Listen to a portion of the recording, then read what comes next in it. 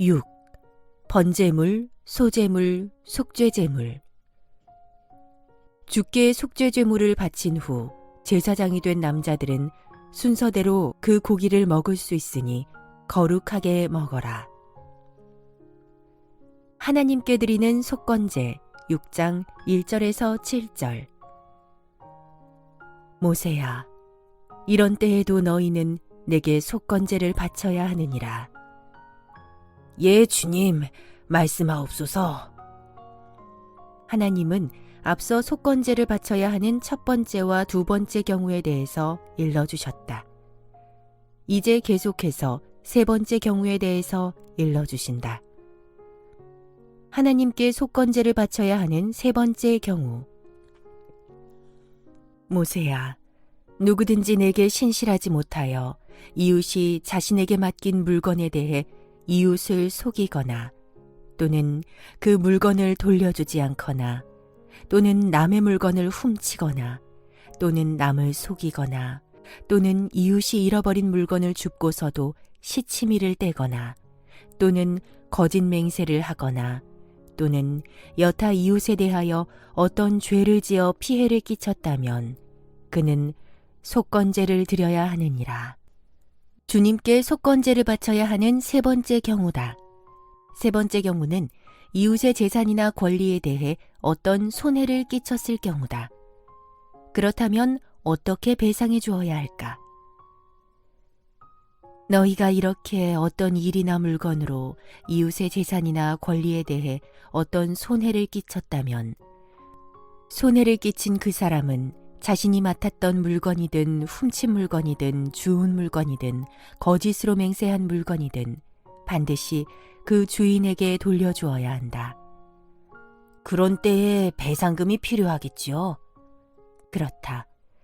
제 주인에게로 물건을 돌려주되 속건제 제물을 바치는 날에 그 사람은 본래 물건 외에 그 물건 값의 5분의 1에 해당하는 돈을 더 얹어서 그 주인에게 배상해야 하느니라. 이때에는 손해를 끼친 물건값을 정할 수 있었으므로 가해자는 그 본래의 물건값 외에 5분의 1의 배상금을 더해 갚아야 했다. 이처럼 속건제는 타인에게 피해를 끼친 죄에 대하여 배상의 성격을 띠고 있는 제사다. 그래서 가해자는 피해자가 그동안 겪었을 물질적, 정신적 고통을 감안하여 본래의 물건에다 5분의 1, 즉 20%를 더 가산하여 갚아야 했던 것이다. 요약해보자. 속건제는 세 가지 경우에 드려야 했다. 1. 여호와 하나님의 거룩한 물건, 곧 성물에 대하여 실수로 죄를 범했을 때. 2. 하나님의 금지된 명령 가운데 하나를 무심코 어겼을 때. 3. 타인의 신체나 재산이나 권리 등을 침해하여 손해를 끼쳤을 때. 이런 경우에 가해자는 주님께 속건제를 드려야 했다. 이 제사는 자신의 죄를 사함받기 위해 반드시 드려야 하는 일종의 배상의 성격을 지닌 의무제였다. 따라서 속건제의 특징은 손해를 끼친 액수에다 5분의 1, 즉 20%를 더 얹어서 배상해야 한다는 점이다. 하나님은 속건제에 대해서 계속 말씀하신다. 그 사람은 또 자기 죄값으로 흠없는 순양 한 마리를 제사장에게로 가져가야 한다. 그 속건제 제물의 값어치는 네가 따로 정하도록 하여라. 제사장이 그 사람에게서 제물을 받아 그것을 내게 속건제 제물로 바치면 내가 그 향기를 기쁘게 맡고서 그 사람의 죄를 용서하겠노라. 이것이 속건제니라. 속건제의 희생제물은 모든 경우에 있어 공히 흠없는 순양 한 마리였다. 그 짐승을 바치는 방법은 번제, 화목제, 그리고 일반 평민이 드리는 속죄제의 경우와 동일했다. 다시금 요약하면 이렇다. 1. 가해자는 자신이 준비한 제물의 머리 위에 안수한다. 2. 가해자는 그 제물을 번제단 곁에서 잡는다. 3. 가해자는 그 제물의 피를 제사장에게 건네주고 피를 건네받은 제사장은 그 피를 번제단 사방에 뿌린다. 4.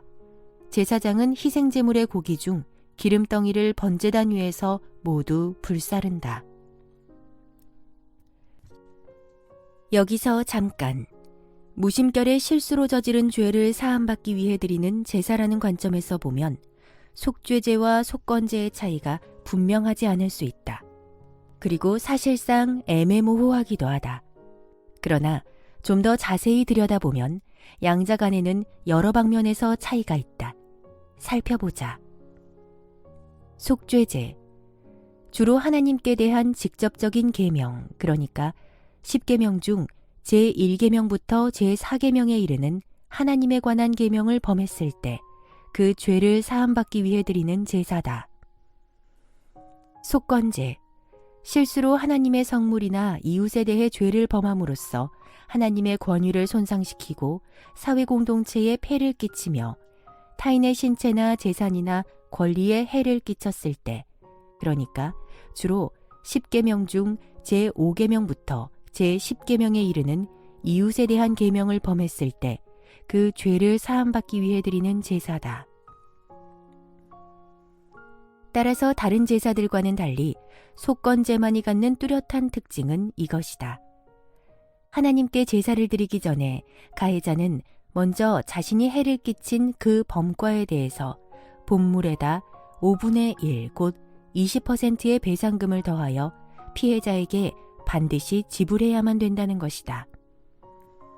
이처럼 속건제는 자신이 끼친 피해를 반드시 물어주어야 하는 배상의 성격을 지닌다. 또한 속죄제와 속건제는 제사 예물에 있어서도 달랐다. 속죄제는 드리는 자의 신분이나 경제적 형편에 따라 숫송아지부터 순념소와 순양과 비둘기까지, 심지어 고운 밀가루 10분의 1의 바에 이르기까지 매우 다양했다. 하지만 속건제는 단 한 가지, 오직 순양만 허용되었다. 또한 무엇보다 제사 드리는 방법이 달랐다. 속죄제는 희생제물의 고기나 피를 처리하는 방법이 무척 까다롭고 복잡했다. 하지만 속건제는 희생제물의 고기를 번제단 위에서 불사르고 그 피를 번제단 사면에 뿌리기만 하면 되었다. 이처럼 속건제는 속죄제에 비해 그 제사 방법이나 성격이 단순했고 가벼웠다. 그래서 속건제는 통칭 제2급의 속죄제로 불리기도 한다. 모세가 속건제 제사를 이스라엘 장로들에게 알려주었을 때 그들 중에 한 사람이 고개를 갸우뚱거렸다. 아무래도 속죄제와 속건제 간의 차이를 분명히 이해하지 못하는 것 같았다. 결국 그 장로는 궁금증을 이기지 못해 자기 장막으로 가다가 다시 되돌아와서 모세에게 물었다. 지도자님, 요즘 수고가 많으십니다. 저보다 백성들의 생활에 사사건건 개입하고 문제를 해결해야 하는 장로님이 수고가 많으시죠. 그런데 왜 다시 돌아오셨나요? 사실은 속건제와 속죄제의 차이점에 대해 더 확실하게 알고 싶습니다. 좀 애매해서요. 아, 그렇군요. 속건제는 속죄제와 거의 같은 제사입니다. 그래서 애매합니다. 다른 점은 속건제는 주님께 죄 용서를 받기 위해 희생제사를 드릴 때 자신이 침해한 물건을 도로 갚아주어야 하며 거기에다가 5분의 1의 값을 더 얹어서 배상해 주어야 한다는 것입니다. 그렇다면 속죄제는 특별히 보상하지 않고 주님께 간절히 용서를 구하는 제사로군요. 맞습니다. 장로님이 잘 말씀해 주셨습니다. 속죄제는 주님께 죄를 지은 사람이 자기 죄를 용서받기 위해 그저 통회하는 간절한 심령으로 드리는 제사입니다. 이제 알겠습니다. 친절하게 설명해 주셔서 감사합니다. 별 말씀을요. 조심해서 들어가세요.